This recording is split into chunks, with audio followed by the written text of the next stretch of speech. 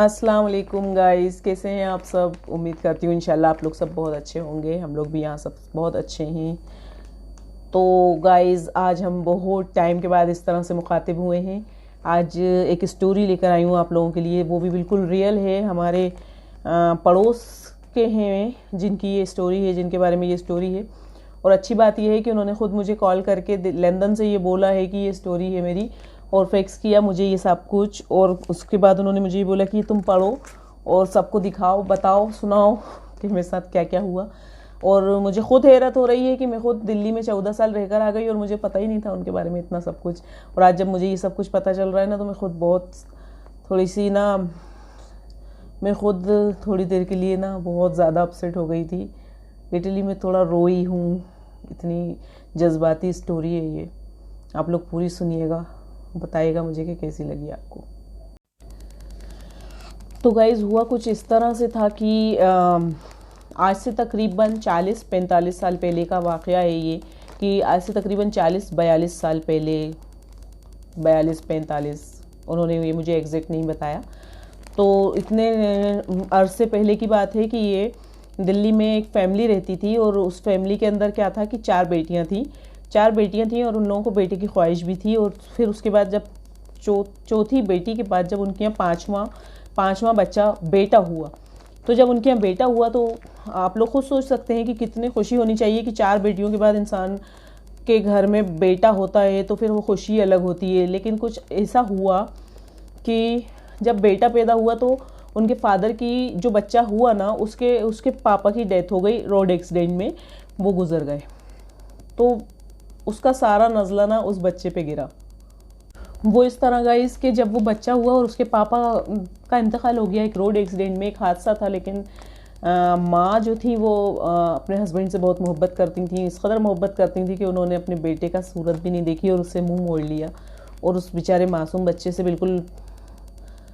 बिल्कुल ऐसे हो गई जैसे कि ये मेरा बच्चा ही नहीं है, मुझे इससे कोई मतलब ही नहीं है। जैसा कि उन्होंने मुझे बताया कि मेरी माँ ने कभी भी मुझे प्यार की नज़र से नहीं देखा था। बचपन मेरा ऐसा गुजरा है कि मैं इतना महरूमियों के साथ गुजरा है मेरा बचपन, कि मैं आपको बयान नहीं कर सकता कि मैंने क्या कुछ देखा है।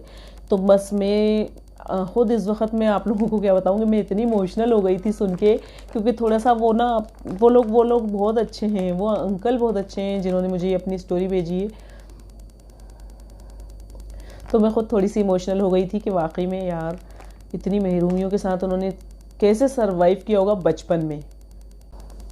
अभी 27 जनवरी को जब मेरी मैरिज एनिवर्सरी थी, तो उस वक्त उनका कॉल आया था मुझे विश करने के लिए। तो फिर उन्होंने मुझे बोला कि बेटा बहुत अच्छा, मैंने तुम्हारा यूट्यूब चैनल देखा, मुझे बहुत अच्छा लगा, तुम लोग इतना अच्छा कर रहे हो, नहीं बहुत अच्छी बात है, तुम्हें करना चाहिए। तो फिर मैंने उनको बोला कि हाँ मैं कर तो रही हूँ, लेकिन क्या है कि मैं एक राइटर हूँ, तो मुझे अपनी वो इमेज भी कायम रखनी है। तो मैं एक स्टोरी ढूंढ रही हूँ एकदम रियल।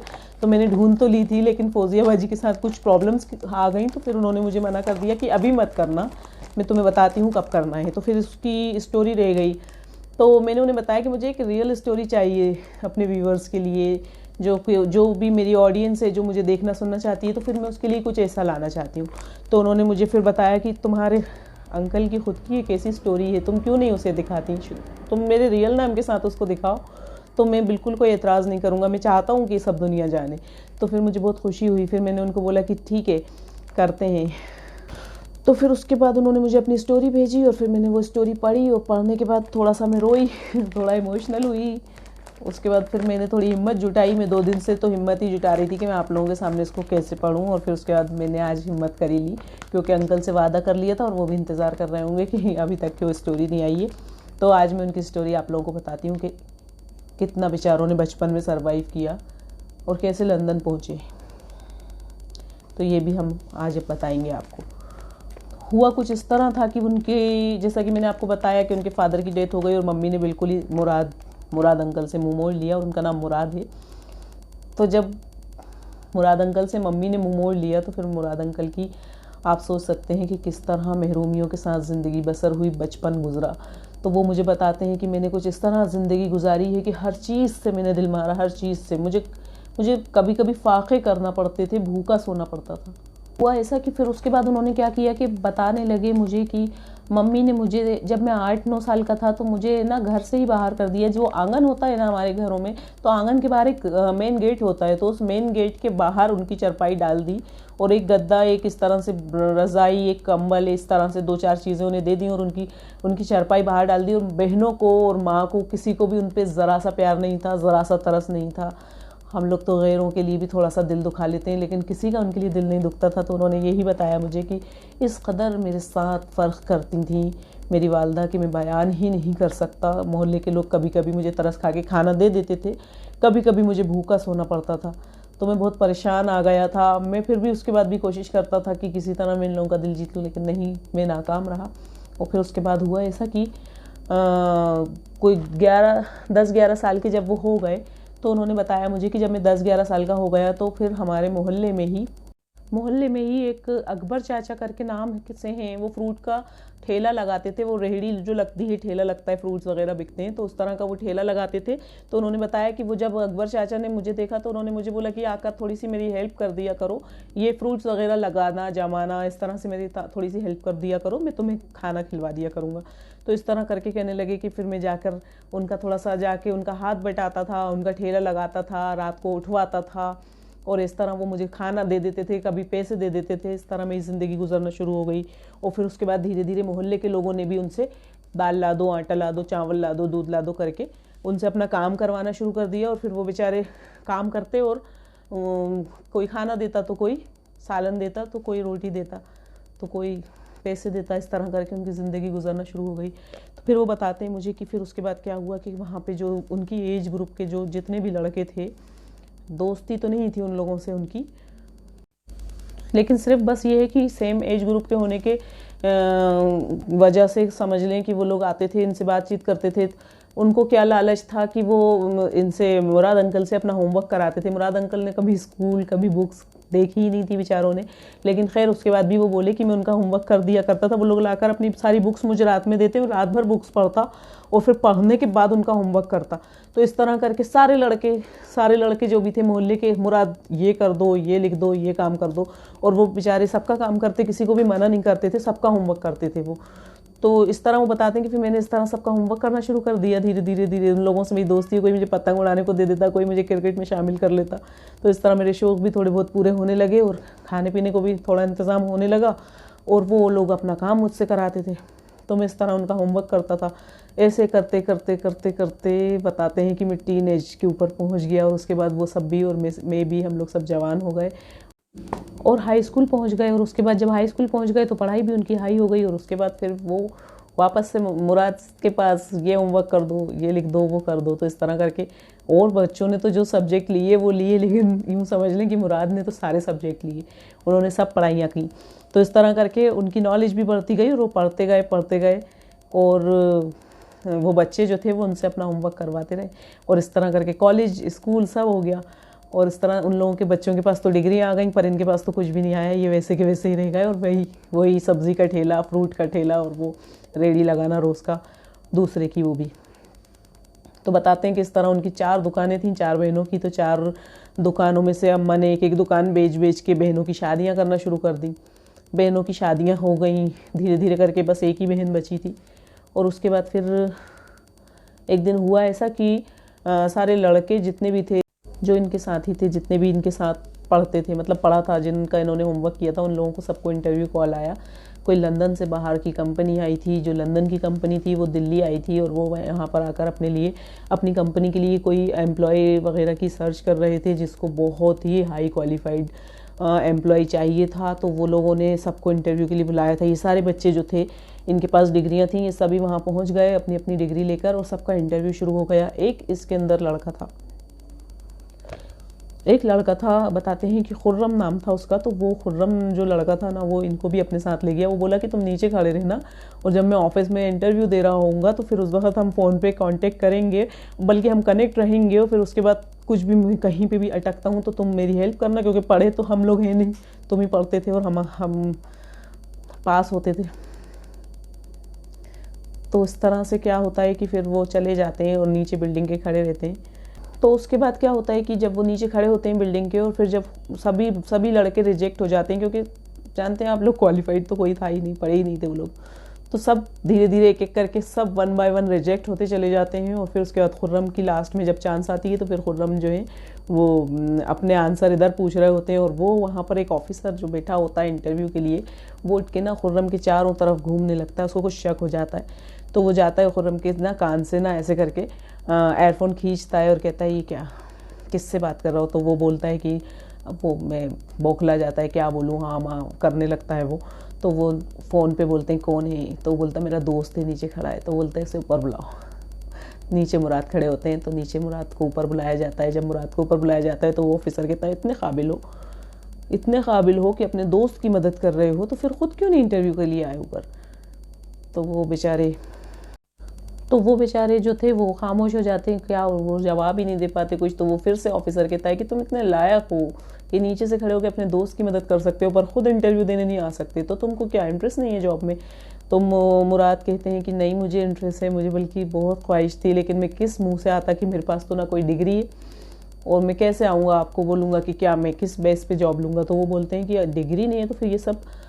तो मुराद उन्हें बताते हैं कि इस तरह मेरे साथ हुआ कि ये मेरे दोस्त मुझसे अपना काम करवाते थे और मैं उनकी किताबों को पढ़ लिया करता था, और पढ़कर जो कुछ भी मुझे इल्म हासिल होता था फिर मैं इनके होमवर्क कर दिया करता था। तो फिर इस तरह से करके मैं पढ़ लिया, मेरी नॉलेज बढ़ गई। लेकिन हकीकत तो यही है कि मैंने स्कूल और कॉलेज का तो मुंह तक नहीं देखा है। तो वो ऑफिसर बहुत इम्प्रेस होता है कि एक तो इतना काबिल, ऊपर से इतना सच्चा। तो वो बोलता है कि भाई तुम तो बिल्कुल फिट हो ना इस जॉब के लिए, तो तुम क्यों नहीं करते। वो हैरान कहते हैं कि मैंने एक ठंडी सांस ली और मैंने किया कि मैं काबिल हूँ इसके। तो कहते हैं हाँ तुम ही काबिल हो इसके, तुम ही इसके काबिल हो, हमें तुम्हारी ज़रूरत है। जैसा कि हम सोच कर आए थे कि हम इंडिया से क्या लेकर जाएंगे, तो वो हमें मिल गया और हमारी तो तलाश ही यहाँ के ख़त्म हो गई। इतना क्वालिफाइड बंदा, मतलब ये कि आप सोचिए कि किसी ने तो वहाँ पर कोई सब्जेक्ट लिया होगा, किसी ने कोई सब्जेक्ट लिया होगा, किसी ने कोई सब्जेक्ट लिया होगा, और मुराद ने तो सारे सब्जेक्ट लिए होंगे क्योंकि वो सभी का होमवर्क करते थे, तो हर चीज़ में माशाल्लाह थे। तो इसलिए फिर उसके बाद उनकी सिलेक्शन हो गई। वो हैरान थे कि ये सब क्या हो रहा है। उन्हें लग रहा था कि बोलते हैं कि मुझे ऐसा लगा कि शायद अभी थोड़ी देर बाद ख्वाब टूटेगा और मैं फिर से वो रेडी लगा रहा हूँगा और फ्रूट्स वगैरह जमा रहा हूँगा। तो कहते हैं कि नहीं खुदा ने कोई रहम कर दिया है मेरे ऊपर, शायद तरस खा लिया है कि मैं इतनी महरूमियों के बाद यहाँ पहुँचा और आज अल्लाह ने नवाज दिया। फिर यूँ हुआ दोस्तों कि फिर उसके बाद वो बोलते हैं कि मैं बहुत रोया, मेरे ज़ार आंखों से आंसू जारी थे। और उसके बाद फिर मैं सीधा मस्जिद गया, मैंने अल्लाह का शुक्र अदा किया कि अल्लाह ताला किस कदर आपने मुझे मेरे सब्र और अजर का मतलब सब्र का इतना बड़ा फल, मैं तो कभी ख्वाब में भी नहीं सोच सकता था कि इतनी महरूमियों के बाद मुझे इस तरह से नवाजा जाएगा कि मैं लंदन में जॉब करूँगा। और यहाँ तक कि मैंने कभी ज़िंदगी में स्कूल का मुंह नहीं देखा और आपने मुझे ऐसे नवाज दिया। वो इतना रोए, वो मुझे बता रहे हैं कि मैंने इतना रोया हूँ कि मेरी जान नमाज गीली हो गई। मस्जिद से इमाम साहब उठकर आ गए, मुझे लेकर गए बाहर, समझाया, मैंने उन्हें सारी बातें बताई तो उन्होंने मुझे बहुत समझाया, बहुत प्यार से समझाया कि अल्लाह ताला अपने नेक बंदों को आजमाता है और आजमाने के बाद उसको सब्र करने का फल देता है, मतलब ये कि सब्र का अजर देता है। तो वाकई कहते हैं कि फिर मैंने बहुत अल्लाह का शुक्र अदा किया कि अल्लाह तेरा शुक्र एहसान है। उसके बाद मैं घर गया, मैं मिठाई लेकर अम्मी के पास गया, मैंने जाके अम्मी को मिठाई देने की कोशिश की तो उन्होंने मुझे दरवाजे से भगा दिया। तो गाइज़ उसके बाद फिर वो बोलते हैं कि जब मैं अपने दोस्तों से जाके उनका शुक्रिया अदा कर रहा था तो उसके बाद देखा कि किसी के हाथों में फूल हैं, किसी के हाथों में मिठाई है और किसी के हाथों में गिफ्ट्स हैं। कोई मेरे लिए सूटकेस लेकर आया है तो कोई कपड़े लेकर आया है नए, कि मेरे पास तो कपड़े भी नहीं थे। तो फिर उसके बाद बहुत खुश होते हैं, कहते हैं मैं अपने दोस्तों के गले लगता हूँ, उन लोगों का शुक्रिया अदा करता हूँ, वो लोग भी मुझे बहुत खुश होकर गले लगाते हैं और कहते हैं कि ये सब कुछ तुम्हारे लिए था, हमें कोई भी ज़रा सा भी रंज नहीं है, हमें बहुत खुशी है कि तुम्हें ये सब हासिल हुआ और वहाँ जाओ और जाकर वहाँ पर इतनी मेहनत करो, हमें यकीन है कि तुम खुद की वहाँ पर अपनी एक एम्पायर खड़ी कर लोगे और उसके बाद हम सबको बुलाओगे। तो वो लफ्ज़ कहते हैं कि मुझे याद रहे वो लफ्ज़ कि मेरे दोस्तों ने क्या कहा था आखिरी वक्त में, और हकीकत में आज उनकी वहाँ पर एक एम्पायर है और उन सभी दोस्तों को उन्होंने वहाँ बुलाया, अपने साथ शामिल किया, बिज़नेस पार्टनर बनाया उन्होंने उन लोगों को अपने साथ। तो बस सोच के सुन के भी ना एकदम से यकीन नहीं होता, इतनी हकीकत है ये, इतनी रियलिटी है इसके अंदर। फिर उसके बाद वो लंदन चले जाते हैं, बताते हैं कि मैं लंदन चला गया, मैं अम्मी की सूरत देखने के लिए बहुत तड़पा, बहुत तड़पा मैं अपनी अम्मी की सूरत देखने के लिए, लेकिन अम्मी ने मेरी सूरत तक नहीं देखी, ना मुझे अपनी शक्ल दिखाई है, और मुझे मनहूस के घर से बाहर निकाल दिया। और मैं इतनी खुशी से उन्हें बताने गया था कि अम्मा मैं लंदन जा रहा हूँ। तो कहते हैं कि फिर उसके बाद मैं लंदन आ गया। फिर मैंने यहाँ बहुत मेहनत की कि मैंने 7 साल पलट कर नहीं देखा कि मैं क्या हूँ। मैंने अपने आप को भुला दिया, इतनी मेहनत की, जिसने जो काम बोला मैंने वो काम किया। और मैंने 7 साल पलट कर नहीं देखा, ना शादी की, ना कोई काम ऐसा किया मैंने, ना मैं कभी इंडिया आया 7 साल में।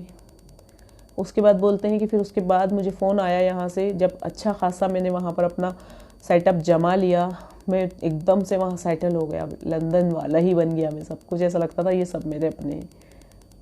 तो फिर बोलते हैं कि मुझे यहाँ से इंडिया से कॉल गया 7 साल बाद, पूरे 7 साल बाद मुझे यहाँ से कॉल किया कि अम्मा बहुत बुरे हालों में हैं और तुम आ जाओ। तो जब मैं वहाँ पर वापस इंडिया पहुँचता हूँ, और पहुँचने के बाद जब मैं देखता हूँ अपने घर की तरफ जाता हूँ, तो घर तो बिक गया था। और वो चारपाई दोस्तों जहाँ पर मैं सोया करता था, जहाँ पे मैंने अपनी जवानी, अपना बचपन सब कुछ गुजारा है, जवान हुआ हूँ मैं बचपन से, मतलब जवानी तो खैर गुजरी नहीं थी, लेकिन अपना बचपन गुजारा और गुजार के जवान हुआ। वो चारपाई, वो जगह, आज मेरी माँ उस चारपाई पे थी। मुझे देख के बहुत तकलीफ़ हुई कि अम्मा ने घर बेच दिया था। अम्मा कर्जदार हो गई थी, 4 बेटियों की शादी करने में अम्मा कर्जदार हो गई थी। अम्मा ने घर बेचा, और घर बेच के वो मेरे मकाम पे जो उन्होंने ज़िंदगी मुझे दी थी, वो ज़िंदगी गुजार रही थी। कोई खाना देता था, कोई सालन देता था, कोई रोटी देता था, मगर उनकी 4 बेटियों में से किसी को भी इतनी तौफीक नहीं हुई कि अम्मा को देख लें, अम्मा को घर में रख लें, अपने साथ रख लें, कुछ खाने पीने का उनका ख्याल कर लें, कुछ नहीं। अम्मा के लिए बेटियों की तरफ से कोई एक्टिविटी नहीं थी। मुझे सुन के इतनी हैरत होती है। अमूमन देखा जाए तो ज़्यादातर लड़के करते हैं इस तरह से, लड़कियां तो नहीं करती। कैसी बेटियां थीं जिनके लिए माँ ने कर्जा लिया, घर बेच दिया, दर बदर हो गई, और वो बेटियां पलट के अपनी माँ को नहीं देख रही थी। तो मुझे भी बहुत अफसोस हुआ, और जाहिर सी बात है कि मुराद अंकल को तो हुआ ही होगा। तो खैर वो मुझे बताते हैं कि फिर उसके बाद मैंने अम्मा को ले जाके हॉस्पिटल में एडमिट किया, उनका इलाज कराया, उनका जी भर के मैं रात भर चेहरा देखता रहता था, मैं उनको देखता रहता था, वो सोती रहती थी। मतलब 3 दिन तक तो वो ऐसी गुनूदगी में थी, ऐसी बेहोशी में थी। और फिर जब चौथे दिन उनको थोड़ा सा होश आया, तो मैं उनकी सूरत को देखे जा रहा था, क्योंकि मैं इतने सालों से अपनी माँ की शक्ल से महरूम था। मेरी और महरूमियाँ सब बेकार, सब बिल्कुल बेमानी हो जाती हैं इस महरूमी के आगे, कि मैं अपनी माँ की सूरत नहीं देख सकता था, मुझे इजाज़त नहीं थी। तो इस तरह से फिर माँ को होश आया, तो माँ ने अपने बेटे को देखा, तो फिर माँ को भी बड़ा सुकून मिला। माँ ने अपने बेटे को कलेजे से लगाया और कहा कि मैंने इतने नेक बच्चे को ठुकरा रखा था, अपने से दूर कर रखा था, और आज तुमने आके मुझे वापस से सहारा दिया, और तुम तो नेमत थे, मैंने तुम्हें ज़हमत समझा और तुम्हें मनहूस कहा, और तुम तो इतने अजीम थे, इतने नेक बच्चे थे, तुम अल्लाह ने मुझे नेमत दी थी। तो फिर मुराद अंकल बताते हैं कि मैंने भी अम्मा से यही कहा कि अम्मा, आपसे अब्बा का सहारा छिन गया था अगर, तो अल्लाह ताला ने आपको आपका बेटा दिया था सहारा बनने के लिए, आपने मुझे महरूम रखा। मुझे किसी बात की कोई तकलीफ़ नहीं है कि आपने मुझे घर से बाहर रखा, मुझे भूखा प्यासा छोड़ा, मुझे तन्हा छोड़ा, मुझे बारिशों में नहीं पूछा, मुझे सर्दियों में नहीं पूछा, लेकिन मुझे किसी भी बात का रंज नहीं है। बस इस बात का रंज है कि आपने मुझे अपनी सूरत से महरूम रखा, कि मुझे आपकी सूरत देखनी थी, मेरी जन्नत से महरूम रखा। कहते हैं कि माँ की सूरत देखने से हज का सवाब है, और आपने मुझे उस सवाब से महरूम रखा। मुझे इस बात की बहुत तकलीफ़ थी। माँ ये सब सुनकर बहुत रोई, बहुत रंजीदा हो गई, इतनी कि शायद वो फिर से अनकॉन्शियस हो गई। फिर 2-4 दिन के बाद जब वो ठीक हुई, तो मुराद उन्हें लेकर लंदन जाने का फ़ैसला कर चुके थे। तो फिर उसके बाद वो लंदन चले गए। अपने अम्मा अब्बा का सारा जो कुछ भी बचा हुआ कर्जा था वो सब उन्होंने निपटा दिया था, और उसके बाद फिर अपनी अम्मा को लेकर लंदन चले गए। और फिर उसके बाद लंदन में 2-4 साल उनकी माँ उनके साथ रही, और उसके बाद उनका इंतकाल हो गया, जैसा कि उन्होंने मुझे बताया। और फिर उसके बाद उनकी एक बहुत ही अच्छी नेक लड़की से शादी हो गई वहाँ, मेजबीन जिनका नाम है, जो अभी भी उनके साथ है। मेजबीन आंटी बहुत प्यारी हैं, और उनके 4 बच्चे हैं, 2 बेटियां हैं, 2 बेटे हैं, सब बहुत प्यारे माशाल्लाह। और मुराद अंकल ख़ुद भी माशाल्लाह बहुत प्यारे हैं, और उनकी फ़ैमिली देखकर मुझे बहुत खुशी होती है। लंदन में वो लोग इस कदर मतलब तहज़ीब के साथ ज़िंदगी गुजार रहे हैं कि एक आइडियल फैमिली बने हुए माशाल्लाह। तो बस उनका ये सब बताने का और मुझसे ये सब यहाँ पे शेयर करवाने का एक ही मकसद था कि मैं ये सब यहाँ पर बोलूँ, यही मकसद था कि ये जितनी भी महरूमियाँ आपकी ज़िंदगी में आती हैं ना, ये सब इम्तिहान होते हैं अल्लाह ताला की तरफ से, जो अल्लाह ताला सिर्फ़ अपने नेक बंदों के इम्तिहान लेता है। हम लोग भी जानते हैं इस चीज़ को कि अल्लाह पाक सिर्फ़ अपने नेक बंदों के इम्तिहान लेते हैं। हमारे सभी नबियों की आजमाइश हुई है इसी तरह से। तो हम लोगों को ना आजमाइशों से, इम्तिहानों से गुज़रते वक्त कभी भी ना शिकवे शिकायत नहीं करके सब्र और शुक्र करना चाहिए, क्योंकि सब्र करने वाले से अल्लाह ताला बहुत राज़ी होता है और आज़माता है, वो देकर भी आज़माता है और लेकर भी आज़माता है, और वो अज्र तो देता है, सब्र का बहुत अच्छा अज्र मिलता है। और अगर इस जहान में नहीं मिलता तो उस जहान में मिलता है। हम लोगों की तो यकीदे हैं कि हम लोग क़यामत के दिन पे एतमाद रखते हैं। मैं कोई इतनी बड़ी फ़िलोसफ़र नहीं यहाँ बैठी कि मैं आप लोगों को यहाँ पे बड़ी बड़ी बैठ कर यहाँ पे आप लोगों को बड़ी बड़ी वो दूँ, हिदायतें दूँ, आप लोग ऐसा वैसा। मैं ख़ुद बहुत गुनाहगार हूँ, मैं ख़ुद नहीं जानती कि अल्लाह ताला मुझे किस चीज़ से नवाजे। बस इतना ही कहना चाहूँगी कि ईमान रखें अपने अल्लाह पर, और बस यकीन रखें। आजमाइश आए तो महरूमी है, आजमाइश है तो उसको गुज़र जाने दीजिए। अल्लाह का सब्र से, शुक्र से, दुआओं से अल्लाह को राज़ी कीजिए। अगर अल्लाह ताला ने वक्त दिखाया है बुरा, तो वक्त अच्छा भी दिखाएगा। हमें महरूमियों से कभी भी नहीं घबराना चाहिए। हर इंसान यहाँ कहीं ना कहीं महरूम है किसी न किसी चीज़ से, लेकिन सरवाइव कर रहा है। हमारी यही लाइफ नहीं है, हमें आगे जाना है, हमें क़यामत के दिन पे यकीन रखना है। बाकी और मैं इतना ही कहना चाहूँगी कि बस अपने बच्चों के अंदर मेहनत का, इल्म से मोहब्बत का जज्बा पैदा करें।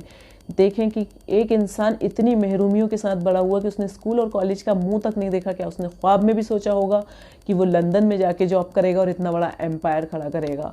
और उस इंसान की इतनी महरूमियों के बावजूद जब ऐसी नवाजिश हो सकती है, तो जब हम लोगों को सब कुछ हासिल है, तो क्यों ना हम लोग इसका कि हमारे साथ तो आसानियाँ भी हैं दोस्तों। हम लोगों ने तो ज़िंदगी को बहुत आसानियों के साथ भी गुजारा है। हम तो जितना शुक्र अदा करेंगे कम है। इस कदर हम लोगों को सहूलतें हैं आज मैसर के लोगों को थी नहीं, और उसके बाद उन लोगों ने कामयाबियों को हासिल किया है। हम जहाँ भी हैं, जिस मकाम पे भी हैं, हमें सब्र शुक्र करना चाहिए। अल्लाह ताला नवाजने वाला है, और मेहनत करना चाहिए, और इल्म से मोहब्बत कराइए। अपने बच्चों को इल्म दीजिए, उनको बताइए, ये क़िस्सा ज़रूर सुनाइए कि एक ऐसा शख्स जो सिर्फ पढ़ता था, कोई डिग्री के लिए नहीं, बस ऐसे ही दोस्तों की मदद के लिए, और वो पढ़ाई उसके काम आ गई। तो आप लोग तो मेहनत कर रहे हैं अपने लिए, तो आप लोगों के काम क्यों नहीं आएगी आपकी पढ़ाई? और बाकी ऐसे ही बनिए, इतने ही अच्छे बनिए, इतने ही नेक बनिए कि अल्लाह ताला आपको नवाजने से पहले एक सेकंड के लिए भी ना सोचे। बस मुराद अंकल के लिए दुआ कीजिए, मेरे लिए दुआ कीजिए, और मुझसे कोई गलती हो गई हो तो उसे माफ़ कर दीजिए। और बस कोशिश कीजिए कि अच्छे काम करें हम सब मिलकर। और मैं ये कहना चाहूँगी यहाँ पर कि आप लोगों की मोहब्बत का बहुत बहुत शुक्रिया। आप लोगों की वजह से, आपके प्यार से आज मेरे सब्सक्राइबर माशाल्लाह 850 हो गए हैं इतनी जल्दी। मेरा चैनल इतना ग्रोथ कर रहा है। मुझे यूट्यूब कम्युनिटी से मैसेज आया, कॉल आया उन लोगों का कि आपका परफॉर्मेंस पसंद किया जा रहा है। तो मैं शुक्रगुजार हूँ आप लोगों की कि आप लोग देखते, सुनते हैं, पसंद करते हैं, शेयर करते हैं आगे अपने कलीग्स को, अपने दोस्तों को, अपने रिश्तेदारों को बताते हैं, तो वो लोग भी मेरे चैनल को सब्सक्राइब करते हैं। तो मैं बस कैसे बताऊँ आप लोगों में, बहुत खुश हूँ आप लोगों के इस प्यार मोहब्बत के लिए। इसी तरह प्यार बांटते रहिए, हमारे साथ बने रहिए, और मुझे अपनी दुआओं में याद रखिए। और इंशाल्लाह बहुत अच्छी एक और रियल स्टोरी लेकर आप लोगों के सामने फिर हाजिर हो जाऊँगी एक न एक दिन। तो बस अपना ख्याल रखें, अपनी सेहत का ख्याल रखें, अपने माँ बाप से प्यार करें, और अपने बच्चों को अच्छी तालीम दें, बने रहें, दुआओं में मुझे याद रखें। अल्लाह हाफिज़।